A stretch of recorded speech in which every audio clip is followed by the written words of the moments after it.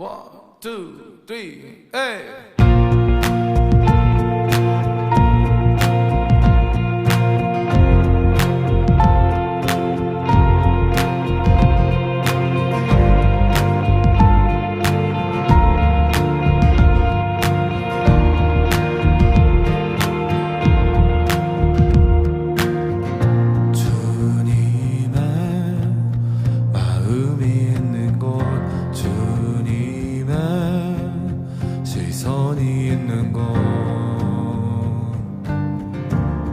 내가 있기 원하네.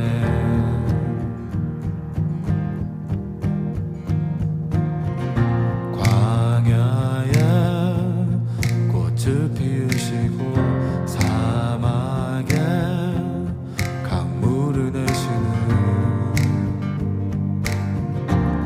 주의 놀라운 손길.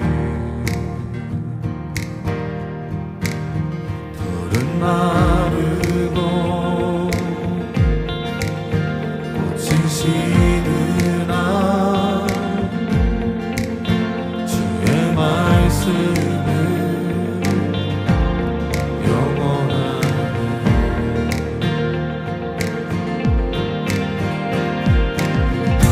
나의 맘 주의 성전이 되어 영원한 주의 말씀을 향해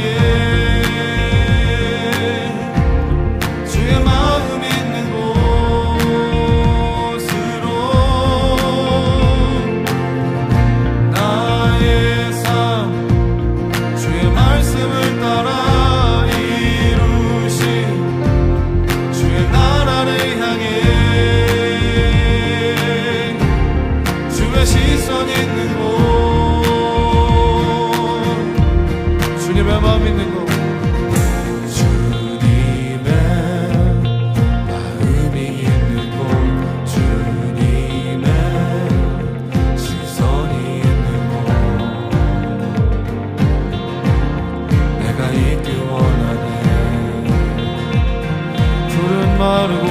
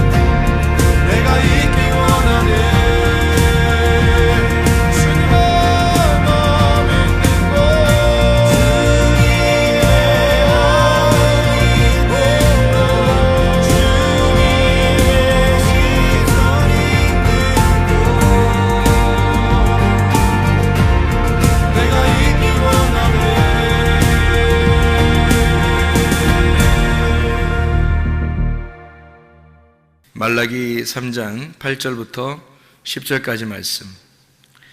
사람이 어찌 하나님의 것을 도둑질하겠느냐? 그러나 너희는 나의 것을 도둑질하고도 말하기를 우리가 어떻게 주의 것을 도둑질하였나이까 하는도다. 이는 곧 11조와 봉헌물이라. 너희 곧 온 나라가 나의 것을 도둑질하였으므로 너희가 저주를 받았느니라.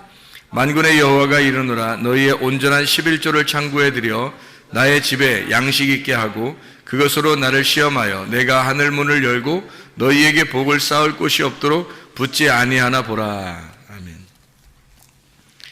아멘. 오늘 말라기 3장 8절부터 10절까지 말씀을 같이 읽었습니다.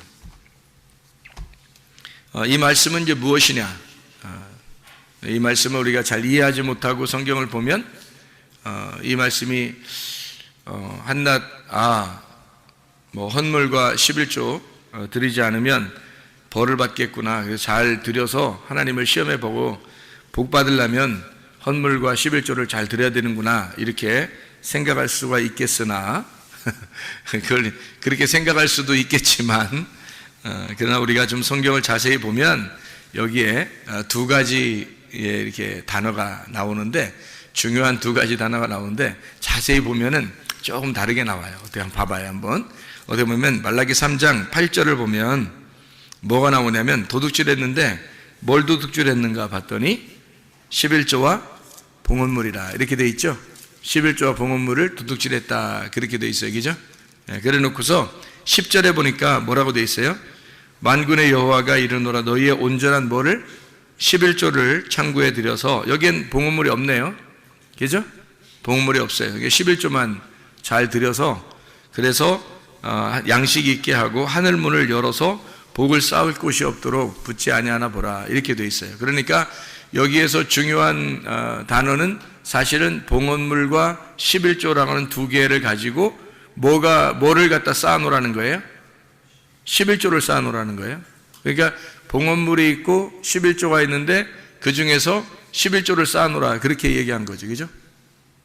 두 개를 도둑질했는데 너희가 두 개를 다 도둑질했는데 하나를 쌓아놓으라는 거예요. 뭘 쌓아놓으라면 11조를 쌓아놓으라 이런 의미인데 여러분 이제 이거를 자세히 성경을 알고서 봐야지 성경을 알지 못하고 그냥 보면은 이게 뭐야? 무슨 말이야? 뭐 이렇게 생각할 수 있단 말이에요.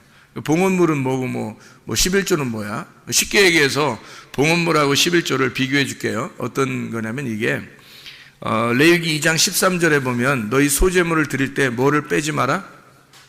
소금을 빼지 마라 그랬죠? 소금을 꼭 같이 드려라 그렇게 말했잖아요. 소금을 드려야지만이 이 소제물을 받겠다 그런 얘기잖아요. 그죠? 그러니까 소제물하고 소금하고 같이 나와야 되잖아요. 근데 중요한 건 뭐예요? 핵심은 소금이 핵심이라는 거죠. 그러니까 봉헌물과 11조가 있어요. 그 둘 중에서 핵심은 뭐라는 거예요? 11조라는 거예요. 그러니까 이렇게 이해가 되겠죠. 무슨 말이냐면 11조가 소금인 거고 봉헌물이 소제물인 거지. 그러니까 소제물에 소금을 같이 넣어서 하나님 앞에 드려야 된다. 여기에 말하는 봉헌물에 11조라고 하는 것을 꼭 드려야 된다. 이렇게 얘기하는 거예요. 그래서 11조를 꼭 드려라 이런 얘기거든요. 그러면 11조가 뭐를 나타내는 거예요? 10분의 1 돈을 얘기하는 거예요? 아니면 말씀이신 예수님을 말하는 거예요?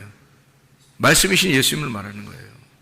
말씀이신 예수님을 빼지 말라는 거예요. 그러면 봉헌물하고 11조를 갖다가 쉽게 얘기해서 이제 우리가 누구라고 이제 한번 이 11조가 예수님이라고 그랬으니까 11조 예수님이니까 봉헌물은 누구예요? 나야지. 나도 드려야지 하나님 앞에.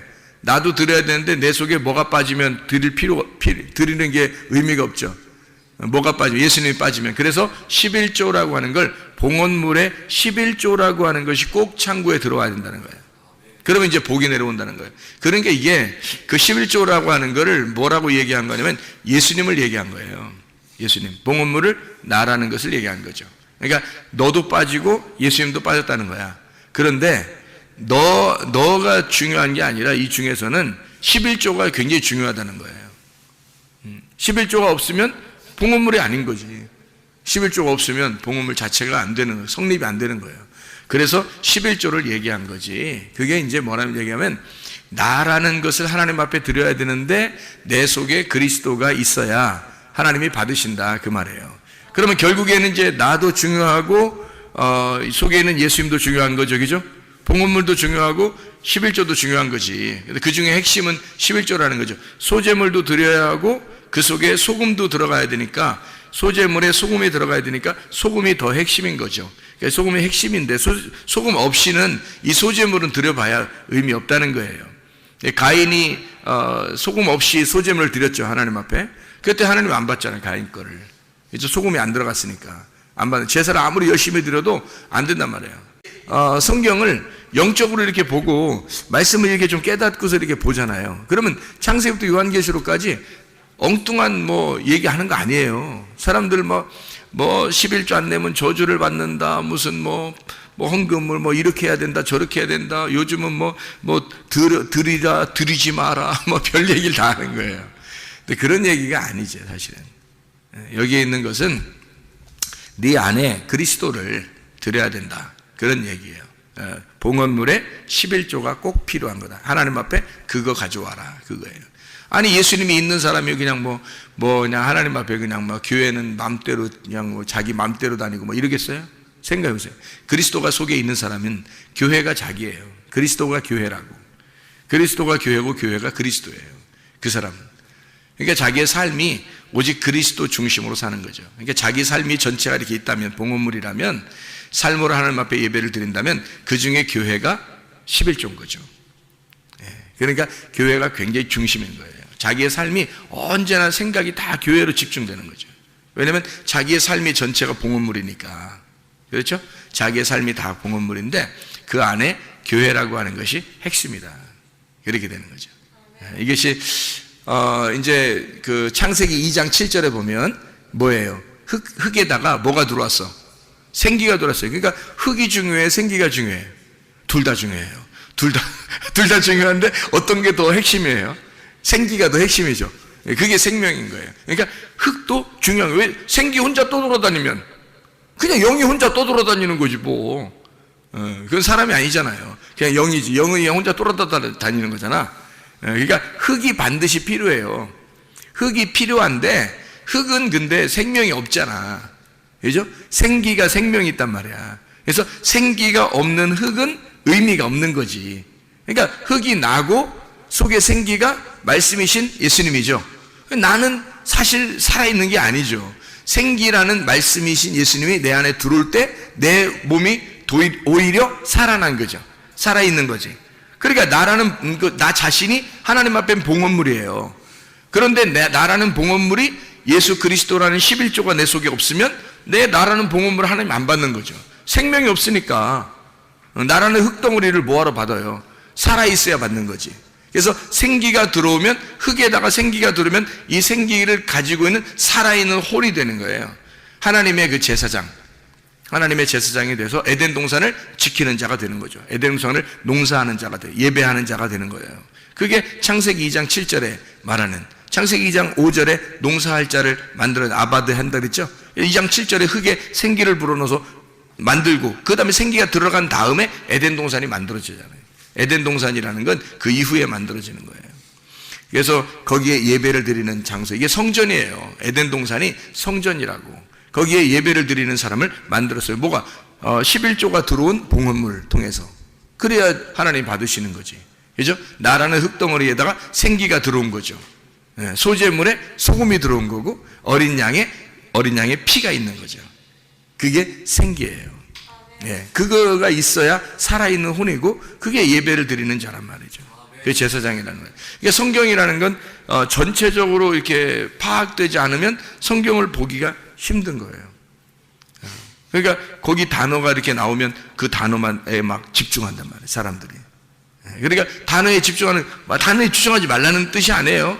그 의미를 알아야죠. 근데 단어에 집중하다 보니까 다른 걸 놓치는 거예요. 다른 걸 놓치니까 앞에서는 이렇게 얘기했는데 뒤에서는 다르게 얘기하고, 앞에서는 다르게 얘기했는데 뒤에서는 이렇게 얘기하고, 이렇게 된단 말이에요. 그러면 성경이 틀려지죠. 자기가 생각대로, 임의대로 생각한 대로 성경을 얘기하는 거예요. 그러면 안 되는 거죠. 성경이 다 일치가 되는 거죠. 성경이 일치가 되니까 창세기부터 요한계시록까지 사실은 하나를 설명하려고 하는 거예요. 누구를? 예수를 설명하고 싶어서 이걸 성경을 갖다가 써놓은 거니까, 그 예수를 갖다가 잘 우리가 발견해내는 것은 밭의 보화를 발견해내는 거고, 그 보화를 발견했을 때 내 모든 것을 잃어버리고 그 보화를 이 밭을 사는 것은 당연한 거라는 거죠. 그러니까 나의 십자가를 지고 주를 따라가는 것은 당연한 거다. 주님을 발견했을 때는. 근데 주님 발견하지 못하면 주님을 따라간다는 것은 뭐 힘든 일이죠. 억지로 해야 되죠. 왜냐하면 자기가 보화도 발견하지 않았는데 그 밭을 살라고 해봐요. 자기 모든 걸 팔아서 밭을 살라고 생각해봐. 보화도 없는데.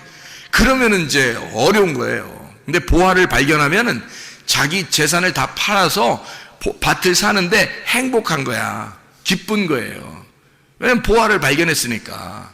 그러니까 그렇게 살아도 행복한 거죠. 기쁜 거지. 자기 자신의 삶이 예배가 되는 거예요. 자기 자신의 삶이 하나님과의 동행이고 교통이 되는 거예요. 그 자체가 기도고 예배가 되는 거라는 거죠. 그럼 이제 살만 나는 거예요. 마치 소금이 곁들여 있는 맛이 나는, 빛이 와가지고 밝게 빛나는 그런 삶을 살게 되는 거죠. 어둠의 삶이 아니라 빛의 삶을, 맛이 없는 삶이 아니라 소금의 삶을 살게 되는 거예요. 그래서 빛과 소금이라 그렇게 말한 거고, 소금과 빛으로 우리에게 설명해 주고 있는 말씀들입니다. 이것이 이제 선악나무하고 생명나무하고 한번 비교해 볼까요? 그럼 선악나무하고 생명나무하고 동시에 같이 있어요? 아니면 이게 떨어져 있어요? 동시에 같이 있죠. 창세기 2장 9절에 보면 선악나무하고 생명나무 같이 나온단 말이에요. 그럼 창세기 2장 9절에, 창세기 2장 7절에 생기가 들어간 다음에 바로 에덴 동산이 있고, 에덴 동산에는 선악과 나무와 생명나무가 있다고 창세기 2장 9절에 말씀하고 있거든요. 그러면 생각을 해보세요. 이게 선악나무, 생명나무가 같이 있다면 생각을 해봐요. 이게 둘 다 하나는 나쁜 거라면 이게 같이 있겠어요? 이상하잖아. 하나가 나쁜 거라면 이게 같이 있겠냐고. 여기서 동시에. 그게 아니니까 같이 있는 거잖아요. 선악나무는 그러니까 이렇게 되는 거죠. 자, 지금 금방 내가 얘기할 때 흙에다가 생기가 들어오니까, 그러니까 이 흙이 살아났다 그랬죠. 그죠? 예. 그러면 선악나무하고 생명나무하고 둘이 나누어서 이렇게 볼 때는 선악나무는 죽이는 거고 생명나무는 살리는 거란 말이에요. 그러면 선악나무를 먹고 난 다음에 없고, 생명나무가 이제 있게 되면, 선악나무를 먹어서 없고 생명나무가 있게 되면 어떻게 돼요? 선악나무가 생명나무였으면 이렇게 되면, 그러니까 흙덩어리에 생기가 들어와서 하나가 됐어요. 선악나무에 생명나무가 들어와서 하나가 됐단 말이야. 그러면 이게 나쁜 거예요? 좋은 거예요? 살아있는 거예요. 그러니까 선악나무도 필요한 거였고 생명나무도 필요한 거였어요. 생명이라는 게 근본적으로 왜 필요한 거예요? 생명이라는 게 생명의 반대말이 있으니까 생명이 있는 거예요. 부활이라는 것도 아시죠? 부활이라는 것도 부활이 왜 있는 거예요? 죽은 게 있으니까 부활한 게 있는 거예요. 생명이 있다는 것은 사망이 있기 때문에 생명이 있다는 거예요. 사망이라는 단어가 있기 때문에 생명이 있는 거지. 죽음이라는 게 있기 때문에 부활이라는 게 있는 것처럼 같은 거거든요. 그러면 성경에서는 죽음을 나쁘다고 여겨요? 아니면 죽음이라는 것을 부활이라고 여겨요? 죽음을 부활이라고 여겨요. 죽음을 안식이라고 여긴다고. 그러니까 그 예수님이 십자 못 박혀 돌아가실 때 나는 안식한다 그러잖아요. 나는 다 이루었다, 다 완성했다, 나 이제 안식으로 들어간다, 뭐 이러잖아요. 그게 죽음이라는 거예요. 그러니까 죽음이라는 게, 성경에서는 죽음이 곧 안식이에요. 그러니까 왜 그렇게 말해요? 우리가 세상에서 말하는 건 죽음은 나쁜 거고, 그리고 부활은 좋은 거고 이렇게 하는데, 성경에서는 그렇게 다루지 않는다고요. 그러니까 선악과 나무도 나쁜 거, 생명나무 좋은 거 이렇게 구분하지 않는다는 거죠, 사실은. 그죠? 그러니까 이렇게 보면 딱 맞아요. 이렇게 우리가 팔이 두 개잖아. 그죠? 어느 팔 있어요. 왼팔, 오른팔 있죠. 그러니까 왼팔은 좀 부정한 거니까 좀 우리가 그냥 왼팔은 다 묶어놓고 살을까? 이렇게 뒤로? 이렇게? 오른팔만 가지고 살을까? 이렇게? 지금은 뭐 왼손으로도 밥 먹고 이런 사람들 많대. 그럼 어떻게? 왼손 부정한데? 성경에는 오른손이 좋은 거기 때문에 하늘나라에도 예수님께서 하나님 우편에 앉아 계시다 그렇게 말하고, 이렇게 그런 얘기 하죠. 그죠? 또 우편강도 뭐 이렇게 하고, 또 배, 예수님이 꼭 고기 잡을 때는 어떻게 배? 오른편에다가 이렇게 던지라고 그래서 고기를 잡고 그러잖아요. 그럼 왼편은 나쁜 거니까 그런 거예요. 그런, 팔을 이렇게 생각하면 딱 맞아요. 사람이 팔을 이렇게 하면 왼쪽 팔도 있고 오른쪽 팔도 있는데, 그걸 갖다가 왼쪽 팔을 여러분 부정하다고 하겠냐 이거죠. 나쁜 놈이다. 이거 왼쪽 팔은 나쁜 놈이니까 우리 쓰지도 말자. 이렇게 묶어놓고 살 수 있겠냐 이거예요. 아니죠. 그런 게 아니에요. 왼쪽 팔은 오른쪽 팔의 반대쪽에 있다는 것을 설명하려고 하는 거예요. 그러니까 오른쪽 팔의 반대쪽이 왼쪽 팔에 있는 거고 왼쪽 팔의 반대쪽이 오른쪽 팔에 있다는 것을 설명하려고 왼쪽 팔, 오른쪽 팔 두 개가 다 필요한 거예요.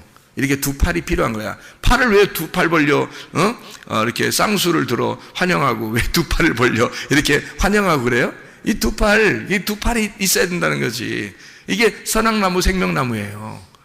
하나를 없애버릴 수가 없는 거라고. 같이 연결되어 있는 거예요. 이게 선악과 나무와 생명나무는 두 나무가 하나로 연결되어 있는 거예요. 이게 하나는 나쁜 거, 하나는 좋은 거 이렇게 말하는 게 아니고 왼쪽과 오른쪽을 설명하려고 했던 거라는 거죠. 그러니까 한마디로 말하면 선악과 나무를 먹었는데 우리가 선악과 나무 속에 누가 있어야 되는 거냐면 생명나무가 있어야 되는 거죠. 그래서 선악과 나무를 통과해서 들어가서 생명나무를 따먹어야 되는 거예요. 그러면 이제 영생하는 거라는 말이죠. 그러니까 이걸 어떻게 아는 거예요? 그럼 이게 어떻게 아는 거예요? 예, 지금 금방 우리가 성경 읽은 것처럼 봉헌물에다가 뭐를 만났어요? 11조를 만난 거죠.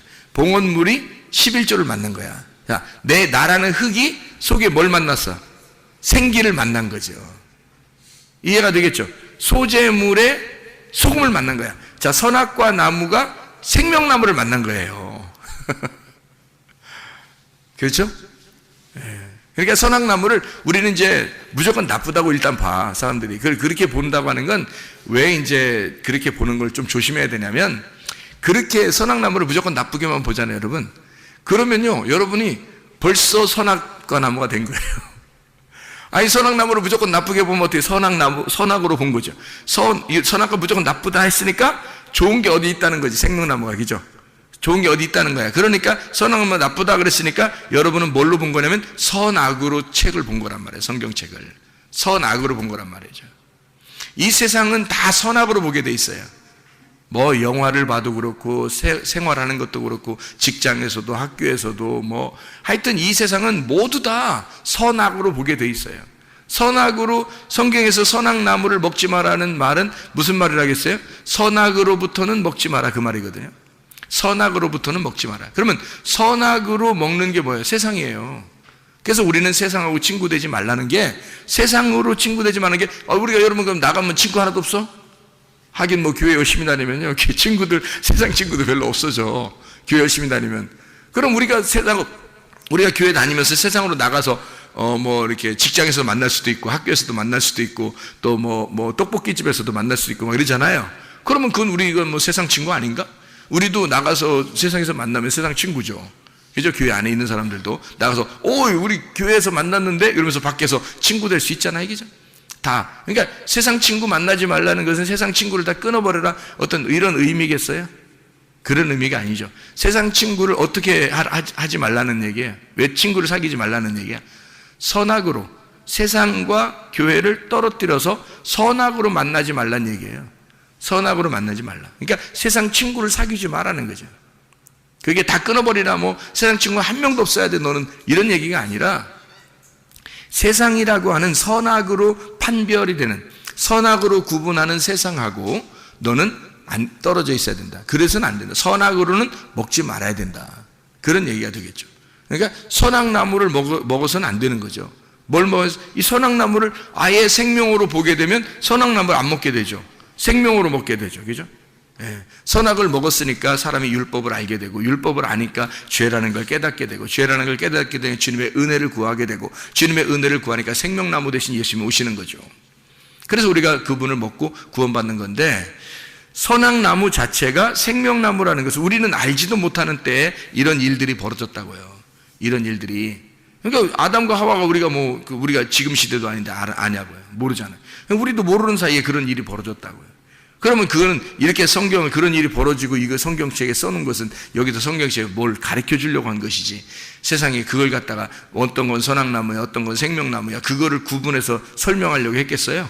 그거를 먹으라고 어떤 걸 먹지 마라 뭐 이래서 이런 얘기를 쓰려고 했겠냐고. 그런 게 아니라 선악나무 안에 생명나무가 있어요. 그래서 선악나무를 뚫고 생명나무를 만나야 돼. 그래서 이 속에 있는 하나인데, 이게 두 개가 나무가 하나인데, 이 하나 안에 선악나무 안에 생명나무가 있다는 것을 우리에게 알려주는 거예요. 이게 두 개로 이렇게 나누면 벌써 우리는 세상과 나를 완전히 구분해내는 거예요. 그래서 세상 친구 사귀지 말라고 할 때도 그렇게 사람들이 구분해서 막 교회와 세상을 구분해놓고 막 이렇게 한단 말이죠. 그런 의미가 아니에요. 성경에서는 그런 의미가 아니더라고요. 제가 이게 성경을 이렇게 은혜를 받고 이해를 하다 보니까 그런 의미가 아니고, 하나님은 여전히 세상에 있는 사람들도 사랑하시고 교회에 있는 사람들도 사랑하신다는 거예요. 모두 다 사랑하시는데 그 안에 핵심이 빠지면 안 된다, 이런 얘기거든요. 핵심이 빠지면 안 된다. 그래서 선악으로는 먹지 마라, 생명으로 먹어라, 이 말이에요. 그게 이제 생명나무, 선악나무예요. 그러니까 이것을 구분해 놓고 그렇게 이야기해서는 안 된다, 이런 얘기고요. 하나님이 많은 땅에서 땅이 이렇게 여러 이게 있잖아요. 흙이 있잖아요. 그 중에 하나의 흙을 선택을 해가지고 그걸 갖다가 빚어서 만들어가지고요, 생기가 불어넣어 들어가거든요. 그러면 여러 중에서 하나의 그 흙이 있잖아요. 여러 개의 흙이 있지만 그 중에 흙 한 덩어리를 딱 취해서 거기다 생기가 들어가잖아요. 창세기 2장 7절에 보면. 그죠? 그러면 이게 이제 뭐냐고, 이게. 하나님께서 이걸 선택하는 거죠. 우리가 그리스도의 생기를, 말씀을, 영생을, 우리가 이 생명을 얻게 된 것은 바로 하나님의 선택이에요. 하나님이 그 흙을 선택을 한 거예요. 이렇게 선택을 해서 거기다 생기를 불어넣은 거예요. 그러니까 우리가 이렇게 있는 거죠. 그러니까 우리가 잘나서 그렇게 된 게 아니라 우리 속에 이 가인이라는 사람이 있죠. 가인이 원래 누구냐면 나예요, 나. 그러면 가인이 난데, 아담이라고 하는 아담과 하와가 있는데, 아담과 하와가 가인이라는 사람을 낳았어요. 그러면 이 가인이라는 사람을 낳았을 때, 첫 번째 아담이 가인이라는 사람을 낳았을 때 이 가인이라는 사람이 그냥 완전했다면, 그러면 더 이상 아벨이나 셋이나 필요 없죠. 그러니까 가인을, 아벨이라고 하는 자를 제사를 드림으로써 가인이 아벨의 제사를 드리고, 그리고 셋으로 다시 나타나야지 그게 이제 온전한 사람이 된다, 이런 얘기거든요. 그러니까 가인이 아벨을 드렸다, 그러면 가인이 아벨을 드린 것 자체가 뭐를 의미하는 거예요? 소제물에 소금이 들어간 거예요. 그러니까 소금이 누군 거예요? 그러니까 아벨인 거지. 그래서 가인이 혼자 제사를 드렸을 때는 하나님 안 받잖아요. 그런데 아벨을 갖다가 죽이니까 하나님이 나타나시죠.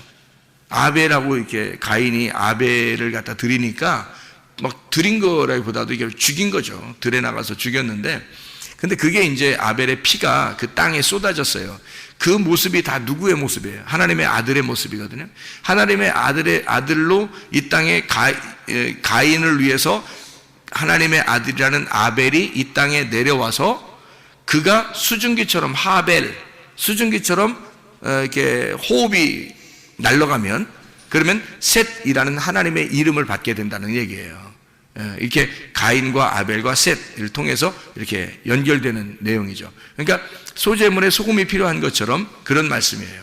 그러니까 우리는 우리의 그 행함이라는 게 있죠. 행함으로 구원 받아요, 못 받아요? 못 받죠. 행함으로는 구원 못 받아요. 믿음으로 구원 받죠. 그죠? 그러면 행함 속에 만약에 믿음이 있다면 그럼 온전한 거죠. 그러니까 성경에서는 믿음이 있노라 하면서 행함이 없으면 어떻게 해? 죽은 믿음이다, 그렇게 되잖아요. 그러니까 행함으로는 구원받을 수 없어요. 그런데 행함 속에 믿음이 들어가면 그 행함은 온전한 것가 된다는 거죠. 그게 이제 야고보서 2장이에요.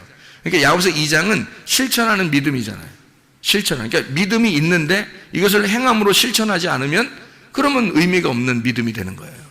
그러니까 이건 그냥 하나의 생기와 같은 거죠. 믿음이라는 말씀, 생기와 같은 거예요. 그런데 이게 행함이라는 걸 통해서 이 믿음이 살아있는 거죠. 온전해지는 거잖아요. 그러니까 행함과 믿음은 같은 거라는 거죠, 이게. 그러니까 이게 함께 있는 거예요. 마치 이제 흙덩어리에 생기가 들어가 있는 것처럼.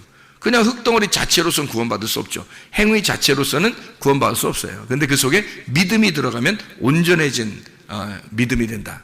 그러니까 행위 자체가 완전해진다. 그런 얘기가 되는 거죠. 그러니까 이렇게 그 속에 있는 그 속사람과 겉사람을 얘기하는, 속사람과 겉사람을 얘기하니까 껍데기와 알맹이를 얘기하는 거겠죠. 그죠? 그러니까 알맹이가 보호를 받으려면 뭐가 필요하다? 껍데기가 필요한 거예요. 그러니까 속사람이 진짜 보호를 받으려면 어떻게, 뭐가 필요해요? 겉사람이 필요한 거죠. 겉사람을 갖다가 그냥 겉사람을 다 없애버려, 그냥 때려, 겉사람을 때려, 겉사람을 찔러, 겉사람을 갖다가 이제 막 미워해, 속사람만 좋아해, 뭐 이렇게 그런다면 참 이상하죠, 그죠? 겉사람이 난데 이 속에 그리스도가 속사람인데, 그러면 속사람인 이 그리스도가 나로 인하여 이 속사람이 온전해지는 거잖아요. 그러니까 이 속사람인 예수가 내 속에 들어왔으면 나를 통해서 완전해지는 거예요. 자, 믿음이 예수님이죠. 행함이 나죠. 그럼 믿음이 내 안에 들어와서 내 행함을 통해서 믿음이 온전케 되잖아요. 예수가 살아있다는 것이 나를 통해서 온전하게 되는 거죠. 그렇죠? 예수가 혼자, 예수님이 혼자, 자기가 혼자 돌아다니면서 자기 온전하다고 할 수 있어요? 없어요. 예수님은 내 안에 들어오셔서 나를 통해서, 나라는 껍데기를 통해서 온전해지는 거예요. 그러니까 알맹이이신 예수님이 나라는 껍데기를 입고 그분이 주인이 돼서 활동하는 거죠. 그분 속사람이 예수님이 진짜인데, 주인인데, 나라는 겉사람을 통해서, 나라는 겉사람을 입으시고, 옷을 입으시고, 그리고 그분이 주인으로 활동하시는 거예요. 그분이 생명이니까. 나라는 흙덩어리를 입고 사신다고요.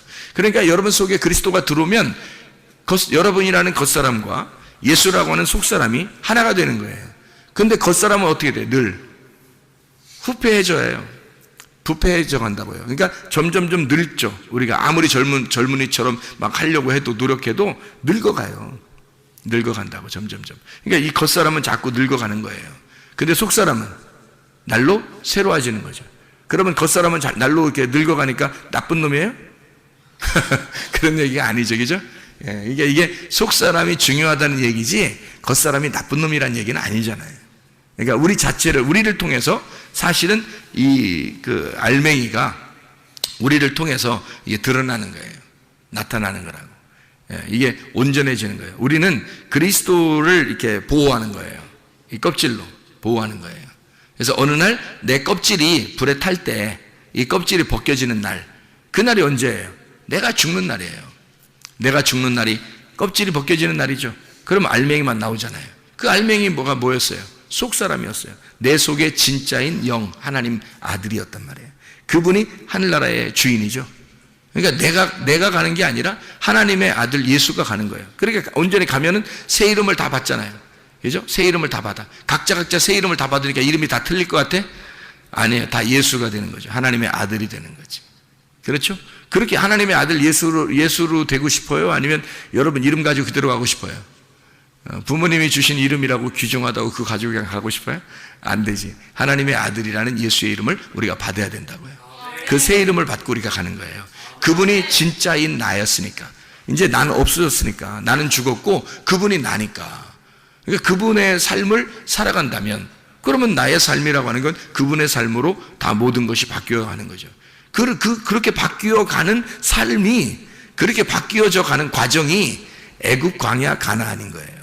1층, 2층, 3층으로 올라가는 거예요.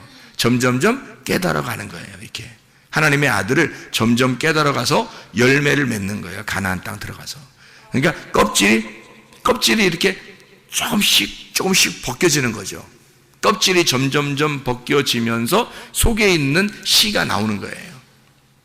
그 속에 있는 씨가 나오는, 껍질이 벗겨지고 씨가 나오는 거를 성경에서는 할례라 그러는 거예요. 할례. 그러니까 알맹이를 드러내는 거죠. 껍질을 벗기고 알맹이를 드러내는, 그게 이제 할례라고 하는 거예요. 이게 뭐 굉장히 중요한 거예요. 그래서 왜 그걸 어떤 사람이 그래요. 여자는 할례를 안 하고 왜 남자는 할례를 합니까? 아프게 이렇게 따지는 사람이 혹시 있을지 모르는데, 누가 씨를 줘요?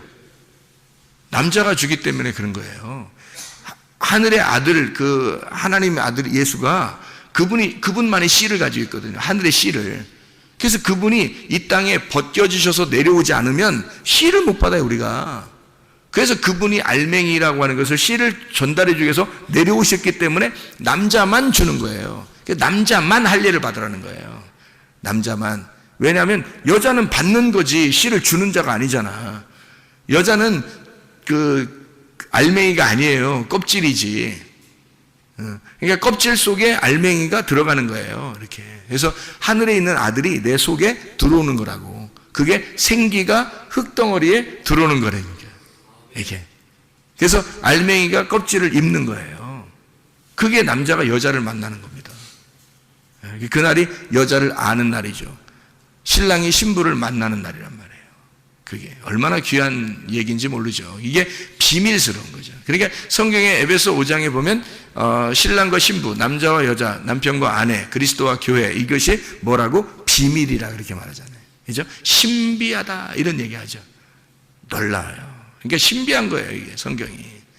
그걸 이제 이렇게 파헤쳐 나가는 거죠. 이게 파헤쳐 나가는 게 1층에서 2층으로, 2층에서 3층으로 이렇게 파헤쳐 나가는 거예요. 점점점 껍질이 벗겨지는 거죠, 이렇게. 눈꺼풀이 점점점 열리는 거예요. 이렇게 좀씩 열려서 탁 분명하게 뜨는 영적인 눈이 이제 1층에서 보는 눈하고 2층에서 보는 눈하고 3층에서 보는 눈이 틀린 거예요. 산 밑에서 보는 거하고 산 중턱에서 보는 거하고 산 꼭대기에서 보는 건 완전히 틀린 거죠. 산 꼭대기에서 보는 걸 호라우 했다고 그래요. 호라우. 완전히 영적인 눈이 열렸다. 바울 사도가 영적인 눈이 열린 것처럼 이렇게 열려버렸다 할 때 그때 계시를 받는 그 열림, 그게 호라우 열림입니다. 눈이 열렸다. 그렇게. 그러니까 이렇게 껍질 속에 알맹이, 소재물 속에 소금, 봉헌물 속에 11조. 그래서 11조를 너희가 창고에 들여놔라 이렇게 한 거예요. 봉헌물 안 나오잖아요, 그죠? 말라기 3장 10절에 봉헌물이라는 말이 안 나오죠, 그죠? 말라기 3장 그 앞에는 분명히 봉헌물과 11조라고 했죠. 말라기 3장 8절에는 그렇죠. 그런데 말라기 3장 10절에는 11조만 들여놓으라고 했잖아요. 봉헌물이 뭐니까? 너니까. 봉헌물이 너니까 네 안에 뭘 들여놓으라? 11조를 들여놓으라 는 거죠. 그러면 온전한 봉헌물이 되는 거죠. 그게. 그 11조가 들어오지 않으면 온전한 봉헌물이 되지 않아요. 11조는 11조고 봉헌물은 봉헌물 되는 거죠. 그러니까 우리가 이 헌금을 드려도 말이에요.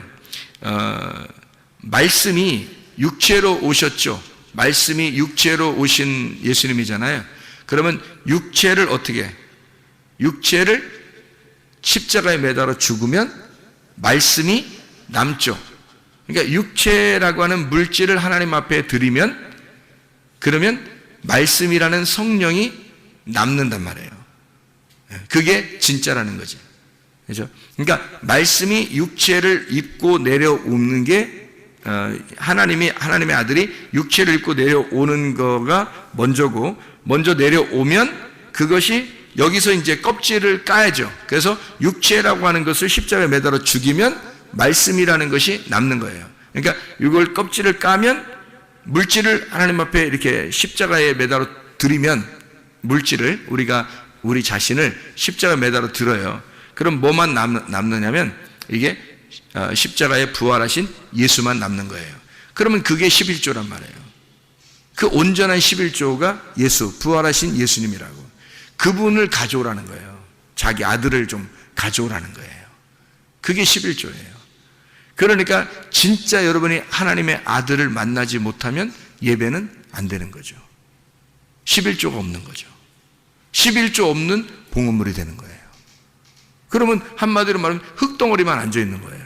생기 없이. 그러면 안 되죠. 그러니까 생기가 들어와야 돼요. 하나님의 말씀이라는 그 생기가 들어와서 살아있는 자가 돼야 된다는 거죠. 그래야 여기 앉아있는 것도 예배가 성립하는 거예요. 네.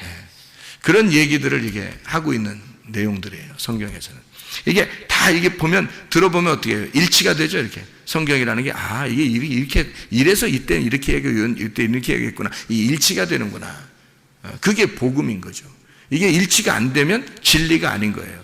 사람이요, 진리라는 건 뭐가 진리냐면, 거짓이 없는 게 진리예요. 이게 감춰진 거 드러나면 그게 진리라는 거거든요.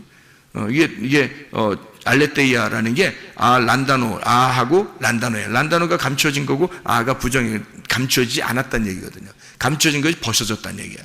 그러니까 사람이 외식적이고 이렇게 다른 말하고 이러잖아요. 그게 거짓말이란 말이에요. 그러니까 이게 벗겨지지 않고 껍질이 이렇게 딱 있으면요. 이게 진리가 아닌 거예요. 거짓인 거예요. 그래서 여기서 껍질을 벗겨내면 진리가 되는 거거든요. 그 진리는 항상 변함이 없어요. 항상 변함이 없다고. 그래서 진리는 언제나 옛날이나 지금이나 앞으로는 계속 진리 똑같아요. 그래야 진리인 거지.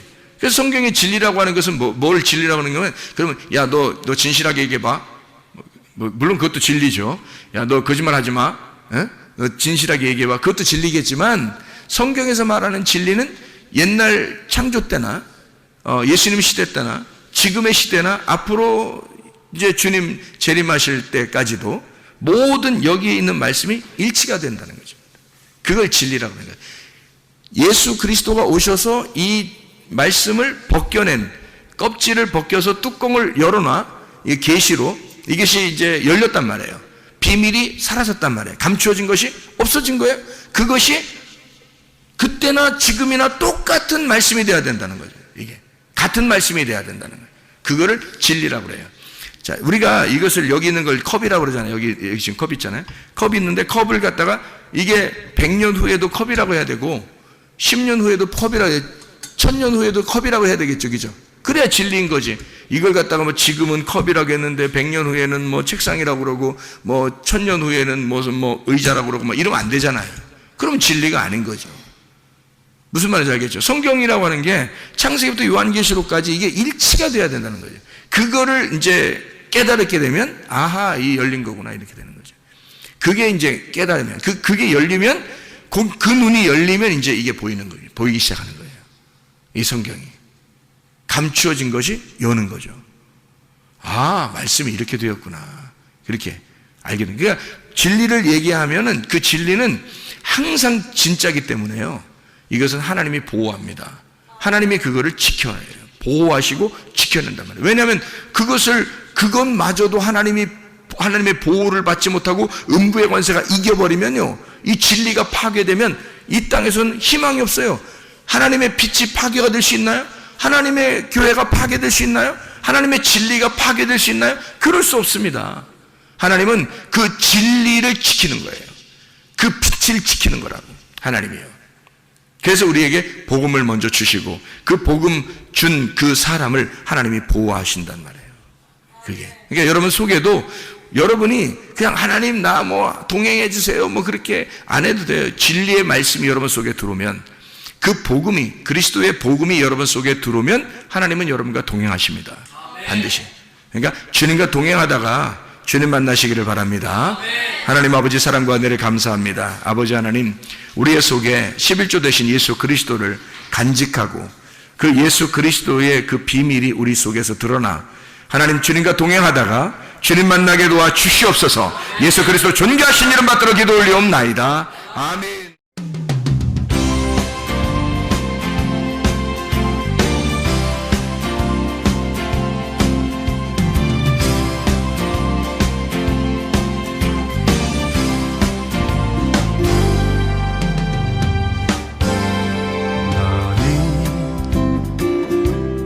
너머로 뻗은 나무 가지에 푸른 열매처럼 하나님의 귀한 축복이 삶에 가득히 넘쳐날 거야.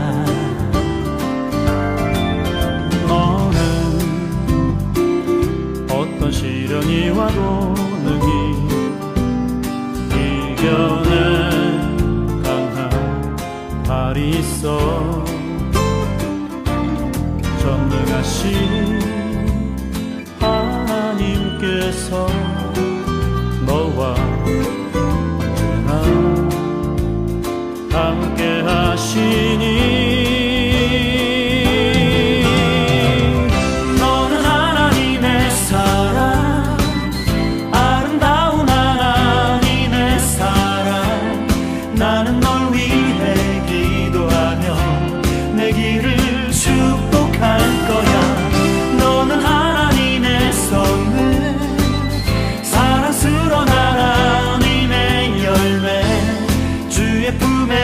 피우는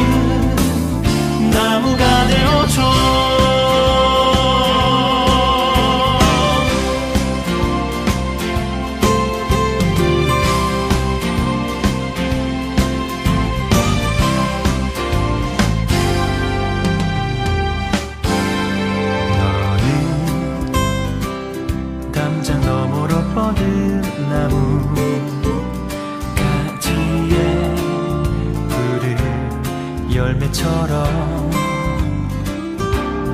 하나님의 귀한 축복이 삶에 가득히 넘쳐날 거야.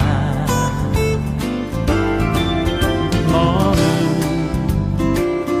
어떤 시련이 와도 능히